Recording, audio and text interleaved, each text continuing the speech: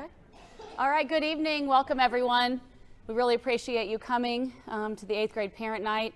I know it's probably hard for some of you to believe that you're sitting here right now getting ready to talk about your kiddos coming to Jennings County High School next year, but we're really super excited to have them join us next year. Hopefully this evening provides information for you to help kind of guide you for what's going to happen for your kids next year when they come here to Jennings County High School. And after this, we will definitely be around if you have questions or anything specific to your individual student. We're happy to answer those questions at the end. So we're going to start right now with some introductions. Head principal over here is Mr. Roller. I am Mrs. Kent. I'm one of the assistant principals. We have 3. I deal primarily with freshmen and sophomores, so your students will be mine next year. Then we have Mr. Hartwell, who is not here with us right now this evening, and then Mrs. Ebbing. They deal primarily with juniors and seniors, and then we divide that up by last name. So your kiddos will stay with me from 9th to 10th grade, and then depending upon their last name, then they would move on to Mrs. Ebbing or Mr. Hartwell. Next is our awesome guidance department.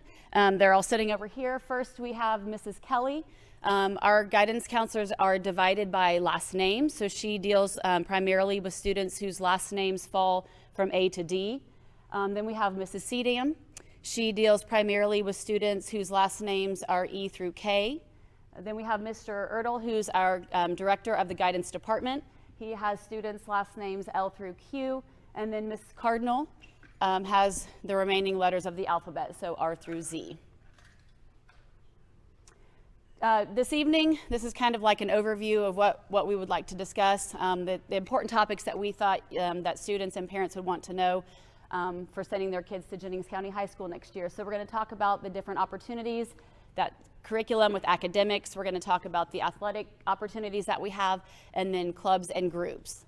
We're also going to talk about scheduling, so they'll discuss the timeline when students will be scheduling their courses for next year, different graduation pathways, and then the curriculum guide, which they'll talk about a little bit more in detail, but it's found on our Jennings County High School page. So tonight, once you've discussed or talked about the curriculum guide and you want to get some more information or look more into it, then you can go onto our website, and that would be linked in there.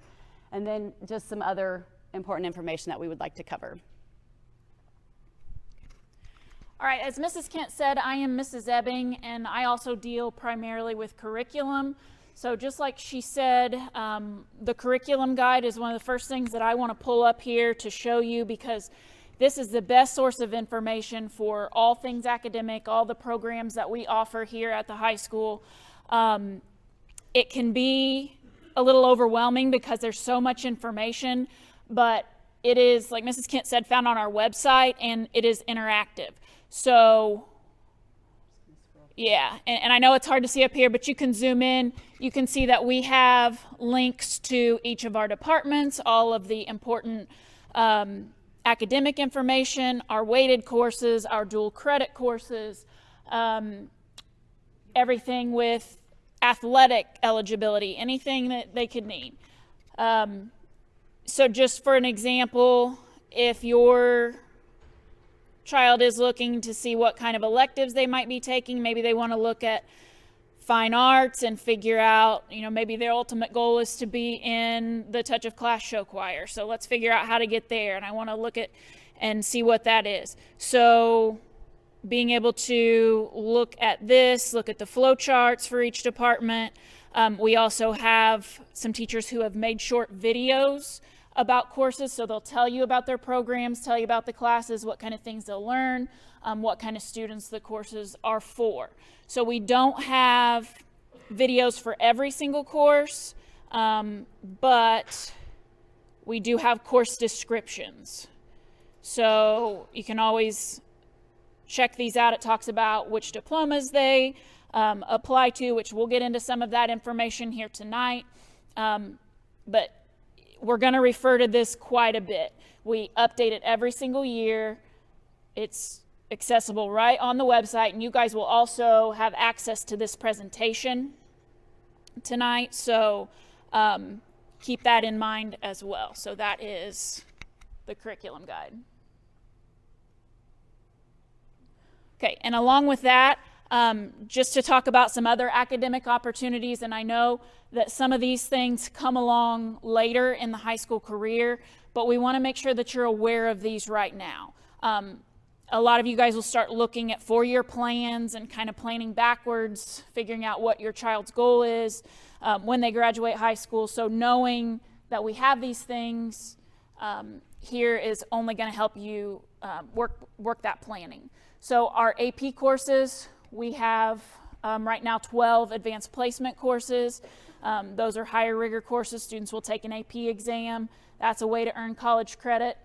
We also always like to talk about our dual credit opportunities here at Jennings County High School. Of the surrounding high schools, we have some of the largest number of offerings of dual credit.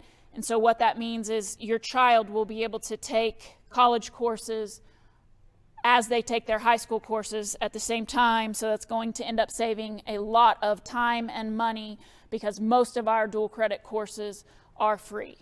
So if your child signs up for those, again, that list is all in the curriculum guide. Their teachers will talk about all of those requirements. Just really make sure that students understand that's a college course that's going to go on a college transcript. But some of those could begin as early as their freshman year for earning these college credits. All right. I also want to point out we have what's called the Indiana College Core, and we talk to students about this. Within the building, we actually are able to offer students their first complete year of college. It's an actual certificate awarded to them from Ivy Tech Community College that shows they have met the competencies for their first year of college in the state of Indiana for any public institution. So we just want you guys to realize that this is out there, this opportunity is here.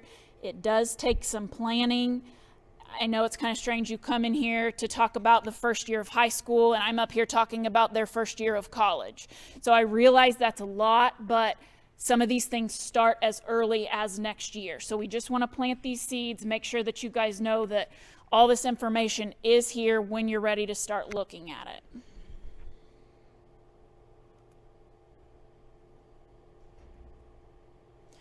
Okay, additionally with academics, I just want to highlight a couple of things.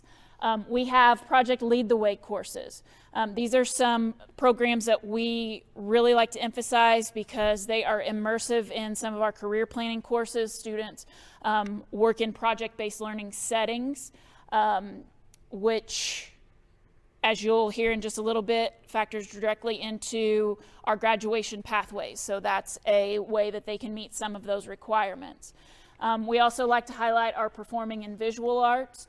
Lots of opportunities there. The programs that we have in band, choir, orchestra, and our visual arts, all of those can be found in the curriculum guide if that suits your interest. Additionally, our foreign languages, very strong programs in French, German, and Spanish.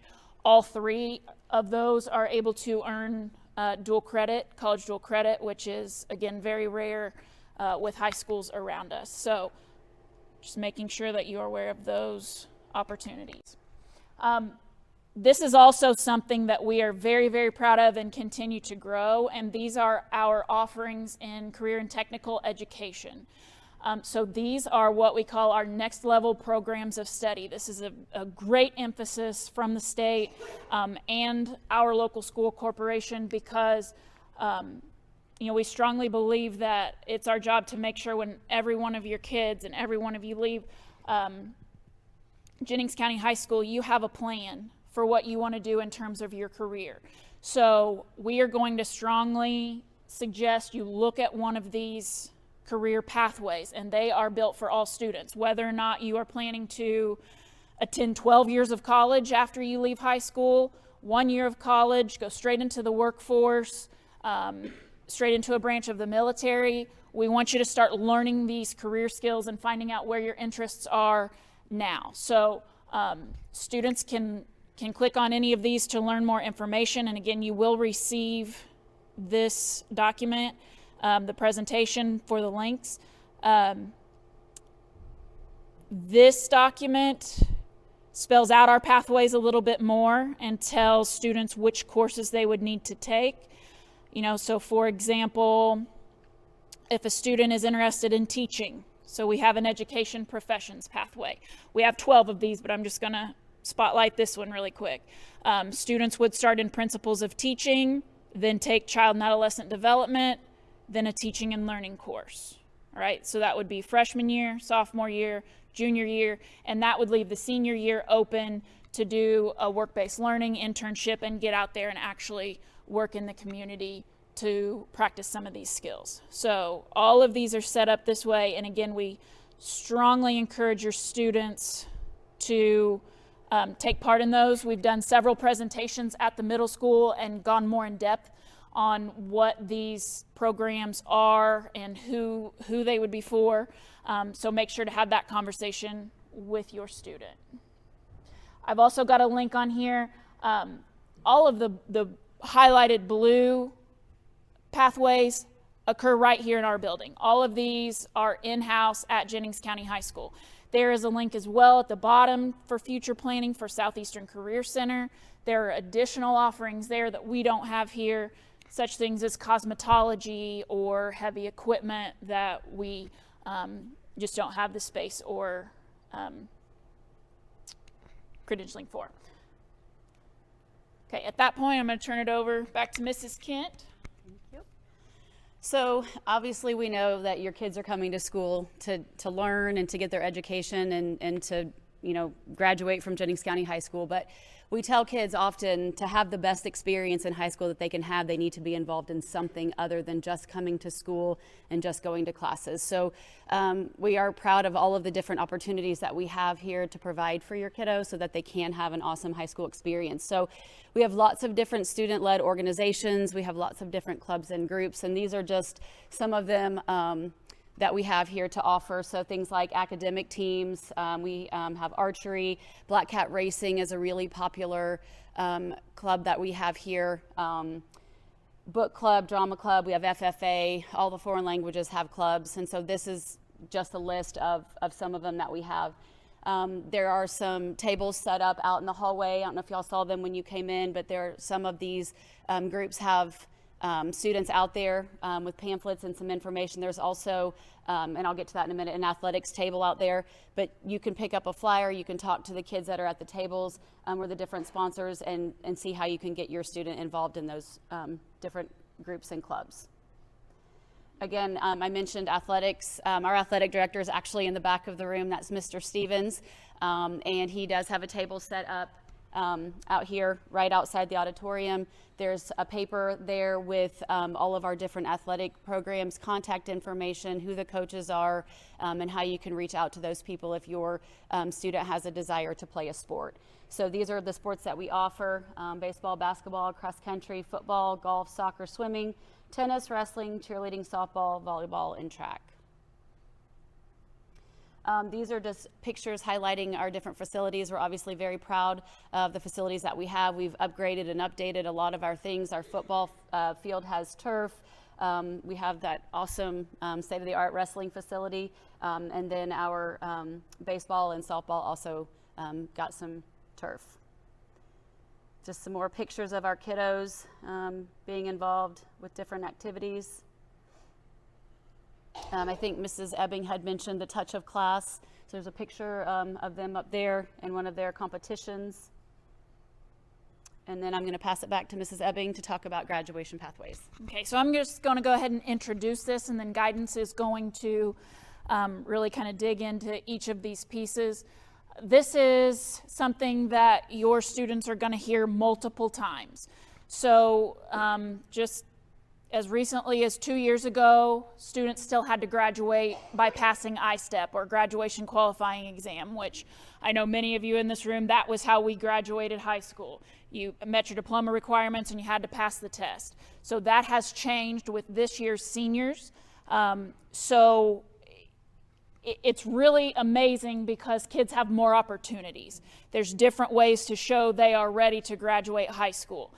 It can be a little more complex understanding each of these things that they have to do, but in the end, it's opportunities for kids, which we're really, really proud of. So again, we're going to go into each one of these a little bit more specifically. When you receive this presentation, you'll see a link here. It goes into a very detailed PowerPoint if that's something you want to look at. If not, your kids are still hearing about these things, so they can probably answer a lot of your questions as well.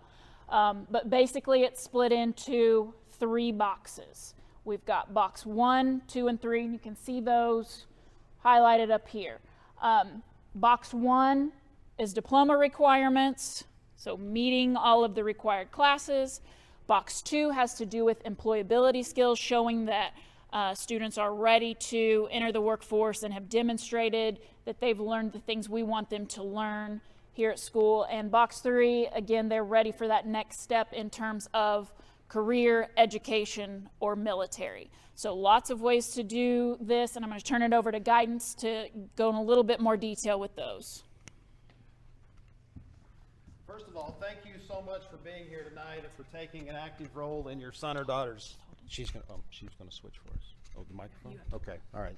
For taking such an active role in your son or daughter's education. We look at this as a partnership between you as the parent or guardian, the student, and us. So we look forward to working with you the next 4 years. So first of all, we're going to look at box 1. Box 1 is the simplest one to explain of all of the different options for the graduation pathway. Box 1 simply is, did the student meet the graduation requirements? When a student comes into high school, the state of Indiana expects every student to at least be on the Core 40 diploma track. From there, they can move up. They can come in and say, I want to do the academic honors, or I want to focus on the technical honors. But at a minimum, they have to come in with the Core 40 as their diploma track. Eventually, and I don't want to get into this too much, but eventually, if we get to the junior year and the interests have changed and the focus for what's after high school has changed, there is an option of going with what's called the general diploma, but that's not an option at least for the first 2 years of high school. So we will focus at least on the Core 40 diploma track. So once those are met, box 1 is checked, and we will evaluate that every year with your son or daughter at least one time, if not multiple times throughout the year. Okay. Box 2, as Mrs. Ebbing mentioned, is about employability skills. How can we help the student demonstrate that he or she is ready to go into the workforce, to go on beyond, to go to college and so forth? So there are 3 different ways that they can do that. The first one is what's called project-based learning. And we are actually making a shift next year that's going to really be a big thing for box 2. We are moving out a class called digital applications that used to be required. And most kids took that as a freshman. Many of you may have taken that, if you were students here. It may have been called keyboarding. Probably you're not old enough that it was called typing back then. But keyboarding, and then it became digital citizenship, and then digital applications. Well, that is moving out because by the time they get to us, they know way more than we do about computers and about how to maneuver through that. So we've moved that. So what we're going to do now is take a class called Preparing for College and Careers that most sophomores have taken with us, and it is a requirement. We're going to move that to a freshman requirement, and that is going to be project-based. So the idea is that once every student completes that, their box 2 will be satisfied. Okay? There are many other ways that that can be done, and some of the paperwork that you'll see when you get the slide presentation, you can review that. But that's going to be an easy one as well for box 2. The third one, again, is an option called work-based experience, work-based learning. That comes into play again most of the time when they become seniors because they can get in our work-based learning program. They can pursue an internship for either 2 periods one day or 2 periods each day. Lots of different opportunities to actually get out and experience a potential career. And we were just telling a group of juniors today, and we talked about scheduling. If you have room in your schedule and you've taken care of the primary requirements that you need, take advantage of those internship opportunities, because sometimes you get out there and you think you want to do something, and many of you may have changed different careers over the years. I was never planning to be a guidance counselor from day one. We all take different paths to where we end up. So sometimes when you go out and you do an internship, you realize that that's not really what I want to do. So that can be just as valuable as finding out that, yeah, that is what I want to do. So take advantage of those opportunities, and that can also satisfy box 2. And that's just a display of the different options. Mrs. Kent mentioned the different sports that we have, the different clubs. Those are ways that you can get involved, and those are called service-based opportunities. If you're in, let's say you're in basketball, you're in band, you're in choir, those are considered service-based, excuse me, and those can satisfy Box 2 as well. Okay?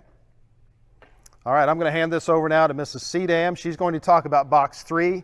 She does a lot with our AP courses here at the high school, does a great job with that, and that's one of the things that can help with Box 3 as well. So thank you again for being here tonight. Okay, thank you, Mr. Ertl. Again, I'm Mrs. Sedam. I'm going to talk a little bit about Box 3. So for Box 3, some of you may remember the dreaded I-STEP test. We're really happy that that's gone. One of the reasons being not everyone is great at math and English. So the state has given us a lot more flexibility and some different options and ways that we can show that our students are ready for the next step. Some of those are still tests. We have the ASVAB test, which is listed on this list here. That is a military test.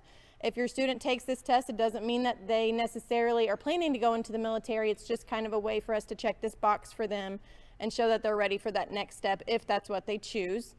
We also have the SAT test. Everyone's probably familiar with that. It's through College Board. They will get to take both of those tests for free during the school day with us.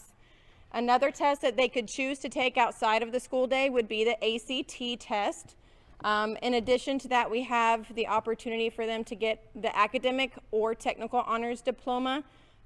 We'll go through that a little bit more in detail in the next few slides, but that's a great one to be able to check Box 1 and Box 3. And then we also have industry certification, our CTE concentrator. Those are done through the Career Center or here in-house.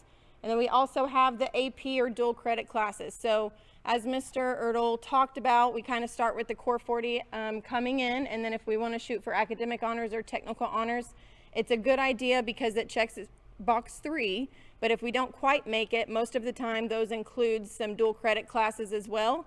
And as you can see on this next slide, you can earn Box 3 by taking and earning a C average on 3 dual credit or AP courses. One of those would have to be a core class such as math, English, or even a foreign language. So some good opportunities, lots of opportunities to meet that Box 3 there. We should have them covered. We have a timeline here for everyone just to kind of let you know where we're at with things as far as scheduling. We're at that point now where we've covered the blue boxes. All the information has been released, and we're here talking about them now. Hopefully you'll have some time in the next few days, week or so to talk to your student and kind of come up with a game plan. And then we'll come down to the middle school. We'll help them get those requests into Skyward. And then we'll talk with students, and we're going to make sure that everything's set in stone. If you can double check that with them, because after they leave for the summer, we won't be taking course change requests. We're going to be working on that master schedule. Admin is putting everything together with teachers and getting everything ready to give them their schedule over the summer. You've heard it before, but the curriculum guide is the best resource for you for any questions that you have. It is linked here in addition to being on our website and being sent out on social media. And once again, if you have any questions from us in guidance, this is the breakdown with last initials, and our email addresses are linked on there conveniently as well. I'm going to turn it over to Mrs. Kent. Okay, so I think one of the biggest differences, or one of the differences that causes kids so much stress and anxiety here, is going from 7 periods at the middle school to then coming up here to the high school, and we're on a block schedule. So we have 4 classes each day, and we rotate blue and white days. So our blue days are periods 1, 2, 3, and 4, and our white days are periods 5, 6, 7, and 8. So your students will be taking 8 classes, but they're divided up over 2 days, and we alternate through the week. So very first school day always starts on a blue day, so that week would be blue, white, blue, white, blue. So then the next week when you come, it would start on a white day. So then it'd be white, blue, white, blue, white. And I know that seems really confusing, and it usually is for the first couple of days, but then the kids get the hang of it and it's not so hard for them anymore.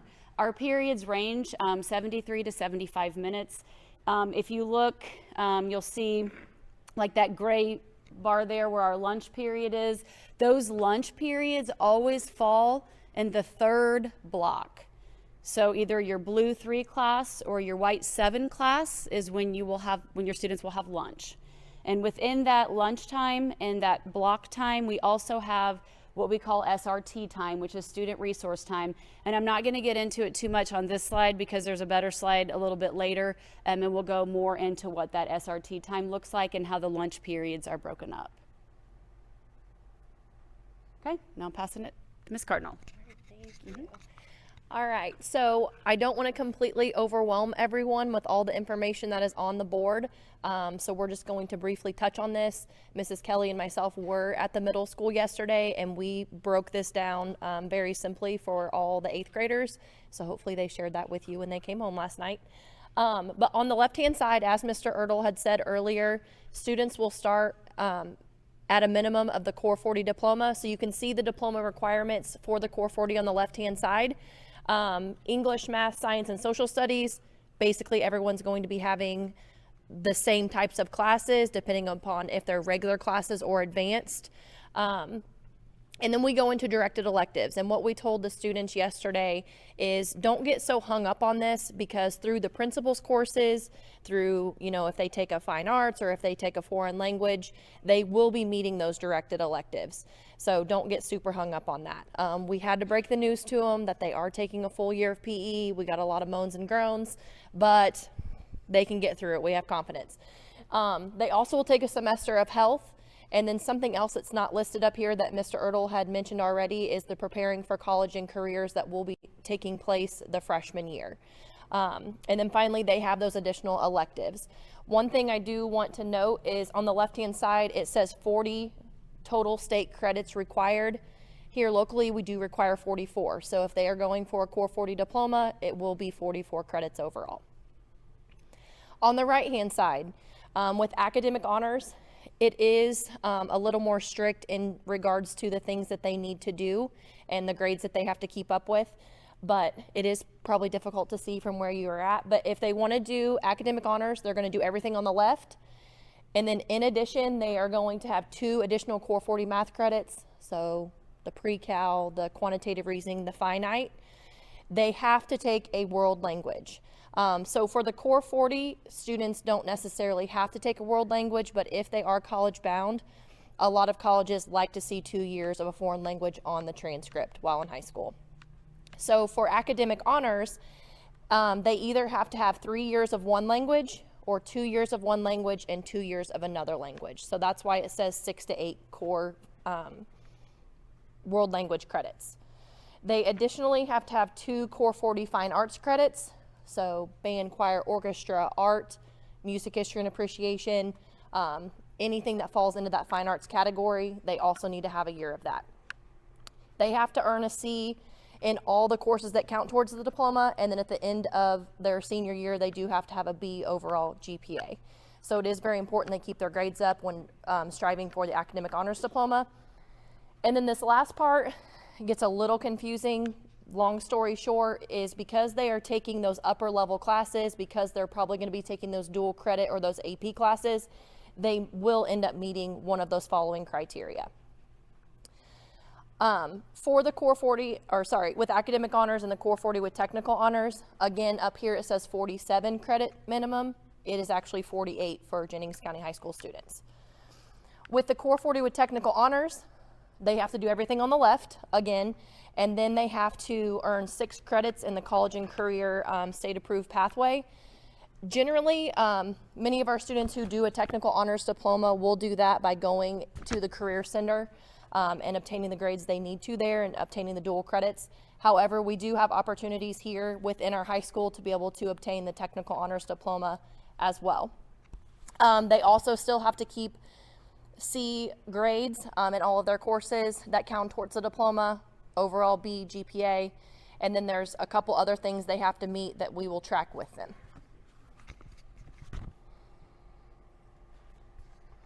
Okay, so a couple things. I know we're going to hit on this here in a little bit when we show you a mock schedule, but we explained this a little bit in depth yesterday to the 8th graders. But when it comes to deciding what the students are going to take for a couple different areas, we have some suggestions, some recommendations, things along those lines. So the way I think of this in regards to science is kind of like a tier. So if you have a student who is getting A's and B's in 8th grade science, they're doing well, it's a very strong point for them, we're going to look at doing advanced biology freshman year. Okay, if they're kind of middle of the road, it's not a super strong point, but it's not something they're really like not strong in, then we would look at integrated chemistry and physics freshman year. And then if science really is a struggle, because we all struggle in different things, and they're not passing or they have a D in their current 8th grade science class, they're going to want to go to life and physical science. So if you think about it in a tier, again, advanced biology, ICP, life and physical science. If you have no idea where your child should be or what level they should be at, the greatest people to ask are their teachers. Definitely reach out to their 8th grade science teacher and say, hey, here's our thoughts, what's your recommendation, and they can guide you very well in knowing how to move forward. For math, for any 8th grader who is currently in, I believe it's called Algebra Concepts, which is like the pre-algebra, they will automatically go into Algebra 1 as a freshman. That is our base level of math at freshman year. If they are currently in Algebra 1 at the middle school and they're doing well, preferably have A's in that 8th grade math class, then they are encouraged to go to geometry honors as a freshman. Okay? If the class gets repeated, so if they maybe have a B or a C in the algebra class in 8th grade and they repeat it, those grades do not follow them. It gets wiped off the transcript because they are a repeater. But if they have a B, a C, anything along those lines, and they decide to move on to the next level, those grades will follow them. The reason we encourage an A in the course, not only are they more prepared, but why carry over a B or a C into high school on your transcript when you can retake it and end up getting an A? So definitely something to consider. Again, ask your child's math teacher if you're a little confused as to where they should be placed. Same thing for foreign language. So if you aren't aware, the middle school has the same foreign languages that we do. So preferably if your child has A's in their middle school foreign language, it's encouraged they can move forward with the second year, so second year of German, French, or Spanish. If they are struggling in it or they want to retake it, they can retake it next year and those grades will not follow them. So basically, just keep in mind that the grades will follow them unless they retake it. Another thing, if they take a language in 8th grade, so I'm an 8th grader and I took German, I decide as a freshman I want to take Spanish, that grade will follow them. So they have to stay in the same language and repeat it for the grades not to follow them. Okay, I know that can sometimes get a little confusing, so please let us know if you have questions about that. If your child is not in a foreign language in the 8th grade right now, that's completely fine. If they want to take a foreign language while in high school, they still have the opportunity to do so, or they don't necessarily have to for the Core 40. So other than that, I'm going to hand this over to Mrs. Kelly and talk about 21st Century Scholars. Hi guys. So again, I'm Mrs. Kelly. I have A through D with your students. If you have not seen the 21st Century Scholar paperwork come home, please ask your student to request another copy. See if it's lost in their backpack. Maybe they just didn't think they needed it. What 21st Century Scholars is an amazing program. It is financial need-based, so there are some qualifications. You fill out a form, turn it in. If you qualify, your student is eligible to receive 4 years of paid tuition to a public college in Indiana. Private universities also have some acceptance. It just gets a little tricky. But in-state public colleges, it's 4 years of paid tuition. So there's some qualifications and minimum requirements your students have to keep up with. They have to have a minimum of a Core 40 diploma. and they have to have a 2.5 GPA at the end of their senior year. There's also a few tasks they have to do each year. It's not really hard. I help maintain and track and make sure they're all done and ready to go senior year. So again, if you have not seen that paperwork, please ask your student about it. There is not a second chance to sign up. I think it's June 30th is the deadline. So if your 8th grader does not turn in that paper by June 30th, there's no redo. The program will not accept anybody. So it's very important that we get it in before the deadline, so before the end of the year. If your student has been labeled as high ability, we highly encourage them to take an advanced course each year so they can maintain that credential throughout high school. Study hall. We used to require all freshmen to take a study hall. That is something that has changed this year. They are no longer required to take a study hall. We do highly encourage them, if this is something you think your student would benefit from, this is a big transition to high school, especially if they're taking some advanced classes, we highly encourage them to go ahead and take that study hall. Sometimes students get really worried that I'm not gonna have enough time to get all my classes in for academic honors. I'm not gonna have enough time to get all these credits in. You can take a study hall every year and still graduate with an academic honors diploma. You have time. What you cannot do is overload yourself, fail your classes, and still graduate on time. Okay, it becomes much harder. So if your student needs a study hall, please encourage them to take it. It will not keep them from graduating on time. Okay, these principal courses. I know that we talked about them a little bit. We highly, highly recommend all freshmen be enrolled in one principal class starting this year. Like we talked about box 3, this is going to be the easiest way for your student to meet box 3. The way we're not relying later on exam scores, we're not relying on having to have certain dual credit classes. This is the best, fastest, easiest way to ensure on-time graduation, okay, with box 3. So make sure you're looking at that curriculum guide. Make sure you're going over with your students what each of those pathways is, so they have a good idea when they come next year. Because like we said before, unfortunately, after we make that master schedule, we are not allowing elective changes. This is considered an elective change. So if they pick it, they're in it for the year. So just make sure they're reading those descriptions and really researching what they've got going on. Can I say before real quick? Yeah, absolutely.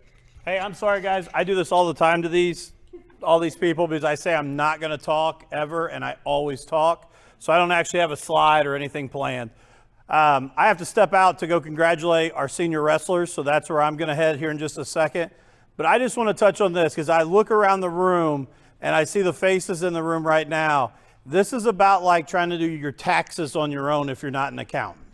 That's what I'm seeing. It's like you go to this line and then you come back to this line and then you check here, and then if you do this, you get something. I totally understand that. And what I want to encourage you guys is this is what we do every day. We look at 1,100 students and make sure that they're meeting these requirements. Do not be embarrassed to reach out to us.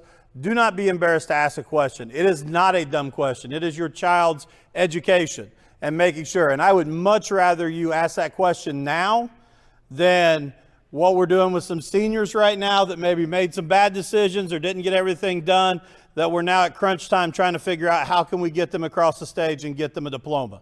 So do not hesitate. And I mean that because like I said, I know it's a ton of information. I know we're going through it. But I also understand if I didn't do this every day, I would be sitting here going, oh my gosh, what are we getting ourselves into?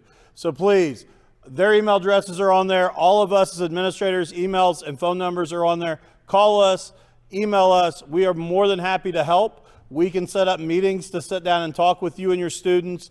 But we want to make sure they have the best opportunities possible. So please don't hesitate. Thank you. Sorry.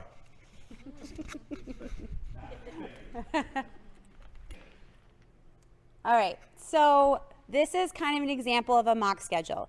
When Mrs. Carlin and I met with your students at the middle school yesterday, we explained to them what we need from them next week when we come back is a paper listed 1 through 8 of their pick, 1 through 8 of this.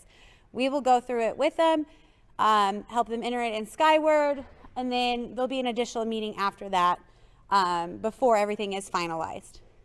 But they need to have some kind of idea of what they're going to take. So the first is pretty simple. It's English. So your student is either going to take English 9 or Advanced English 9. So if they're doing really, really well in English, it is their thing, they excel at it, Advanced English 9 is where they need to be.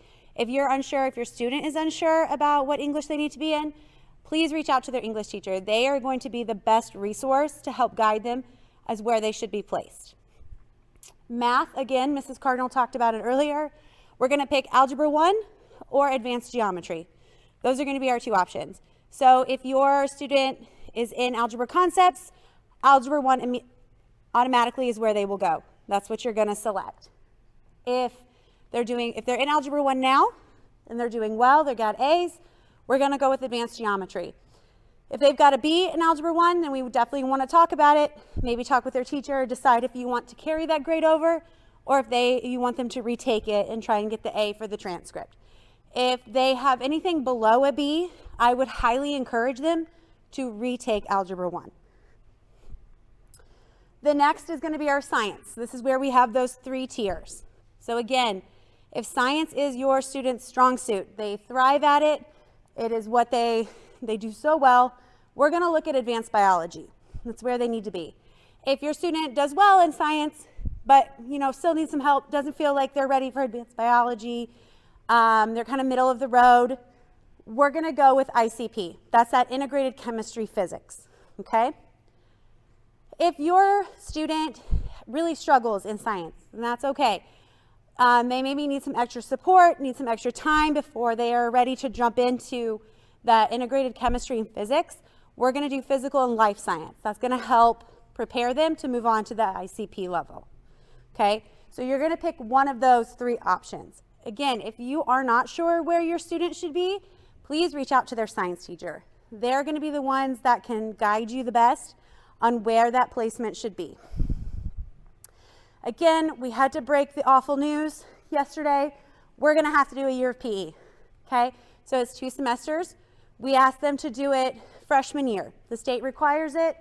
So we say, let's get it done freshman year, because if they put it off to senior year, they get an injury and they can't participate in PE, they don't have an opportunity to earn that credit, they're not graduating on time. The state requires 2 PE credits.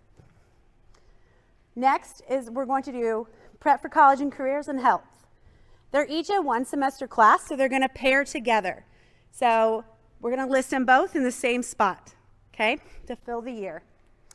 Next is where we kind of have a little wiggle room. So as far as social studies is concerned, as freshmen, you have the opportunity to take what we offer freshman year is world geography. So if your student does well with places and memorizing capitals and maps, geography is where it's at. If your student does better with times and people and events, we're going to wait till sophomore year for world history. Okay? So they have the option to take geography or to wait on their social studies till next year. So in that spot 6, you're going to pick either world geography, or that's where we'll place that first principles course, all right, that we talked about earlier. Then 7 and 8, if you took geography, this is where you'll put your principal course. If not, this is where your student has a chance to look through that curriculum guide and look at those electives that are offered for freshmen and pick an option.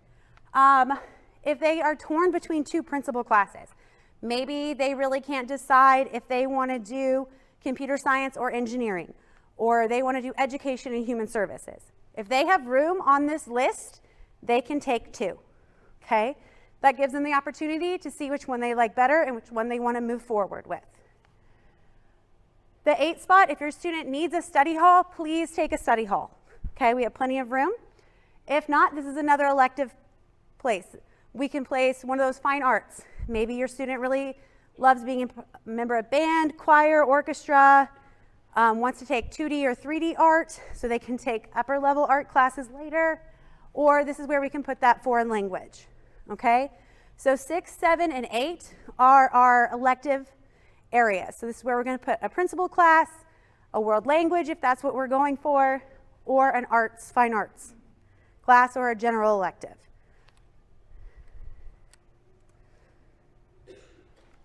So we are going to make current course selections in Skyward with your students on Friday the 27th, and then again on Monday, I think it's the 30th.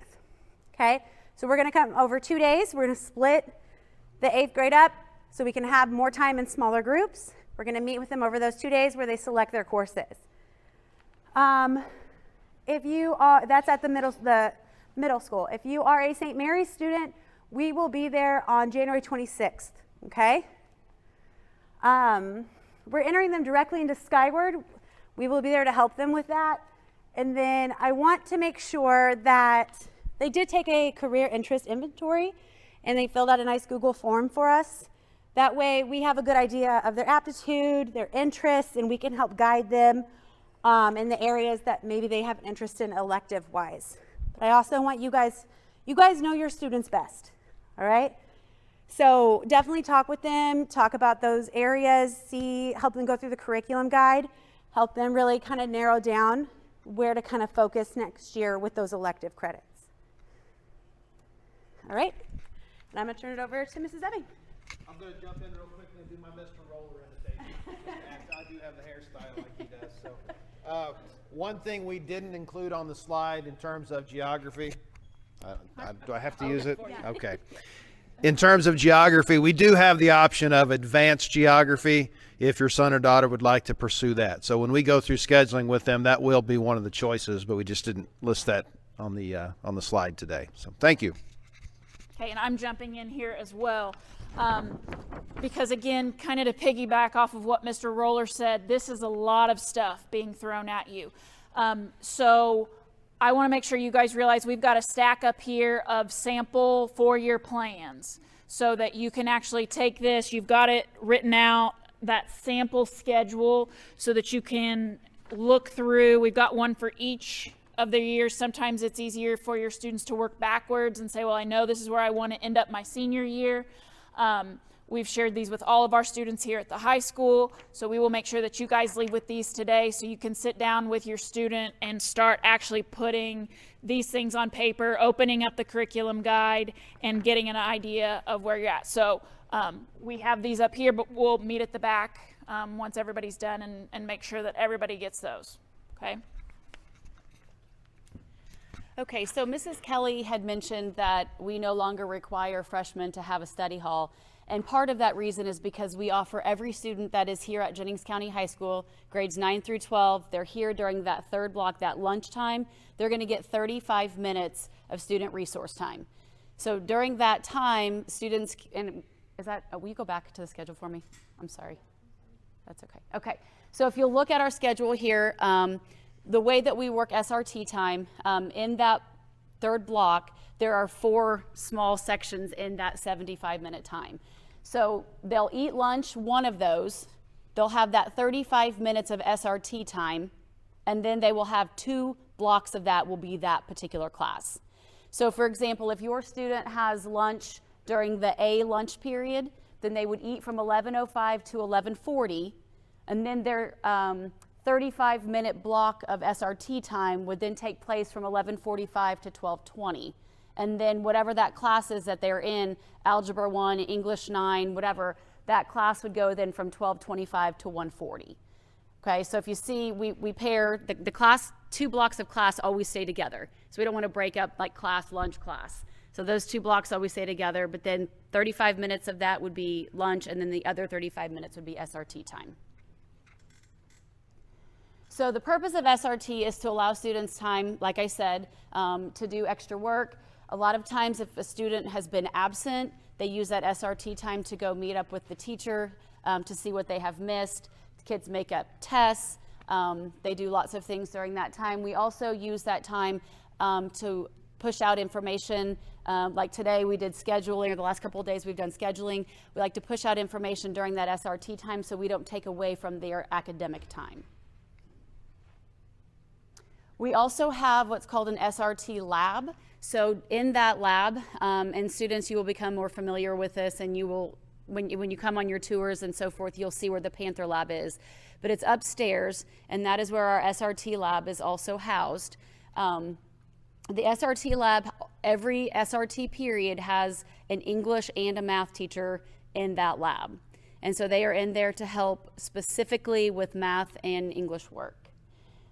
Classroom teachers, a lot of the English and math teachers will assign students to that SRT lab. For example, you're working on an assignment, you notice that a couple of your kiddos are not understanding the content, they're not getting the objective. Math teacher will assign students to that SRT lab so they can go up there and get more one-on-one help, small group instruction with one of our math teachers here at Jennings County High School. I'm gonna go ahead and go on to the next one. Okay, so just some exciting upcoming events that we have planned for students from now until they arrive here in August. We will have 8th grade tours mid-April. They will come up with their classmates and some of their teachers from down at the middle school. They'll come up here.